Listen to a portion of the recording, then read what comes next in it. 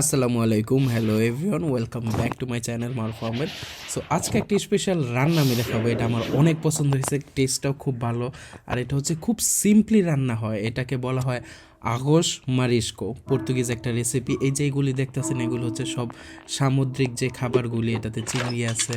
তারপরে এই যে পিঙ্কিশ কালারের মতো একটা দেখা যাইতেছে, ওইটা হচ্ছে দিলিসিয়া দু মার বলে, ওইটা মিক্স করে কয়েক জিনিস বানানো হয়। তারপরে এটাতে ঝিনুক আছে, তারপর ক্ল্যাম্স আছে, যেগুলিকে বলা হয় পর্তুগিজ ভাষায় আমেইজোয়া, ডাচ ভাষায় বলা হয় হচ্ছে কোকলস। এই যে লাস্টে ওই প্যাকেটটাতে কিছু দেখা যাচ্ছে, ওই যে সাইডে হলুদ হলুদ টাইপের যেগুলি, ওইগুলিকে বলা হয় মাসলস, মাসলের মিটটা এটা। আর এটাতে হালকা একটু লবণ দিছি, দেখতে পারতেছেন, কারণ এটা হচ্ছে সামুদ্রিক খাবার, তো এগুলি এনাফ সল্টি। আমি ফার্স্টে সবগুলো এটা এরকম প্যাকেট যেটা দেখালাম, প্যাকেটে পাওয়া যায়, প্যাকেট থেকে বের করে তারপর হালকা একটু লবণ দিয়ে আমি এই পানি দিয়ে সিদ্ধ বসাবো। আর এইটাকে আমি আগে হালকা ধুয়ে নিছি, সেটা মনে রাখতে হবে, আগে হালকা ধুয়ে নিছি।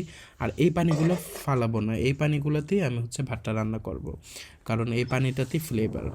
আর ভাতটা রান্না করার জন্য ফার্স্টে আমি হচ্ছে কিছু শুকনো মরিচ, পেঁয়াজ, আর হচ্ছে গিয়ে ক্যাপসিকাম আর রসুনটা আমার খুব ভালো লাগে, রসুনের ফ্লেভার। সো বেশি করে রসুন দিয়ে এইভাবে একটু ভাজা করে নিতে হবে। তারপর কষানো হয়ে গেলে সেটাতে আবার চালগুলি হালকা ভেজে নিতে হবে। সো এইদিকে আমি আবার একটু টমেটোও দিয়েছি কুচি করে। টমেটোর একটা হালকা টক ফ্লেভার লাগে, যেহেতু এটা একটা খিচুড়ি টাইপের জিনিস একটা। তো এইদিকে আবার ডাল দিয়ে না, এটা যত সিম্পল ভাবে বানানো যায় তত সুস্বাদু। সো চালগুলিকে এভাবে যদি একটু ভেজে নিই, তাহলে যে মশলার ফ্লেভারটা চালেও যায়।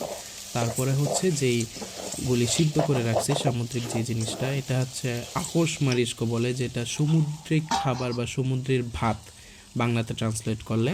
আর ইংলিশ হচ্ছে সি ফুড রাইস।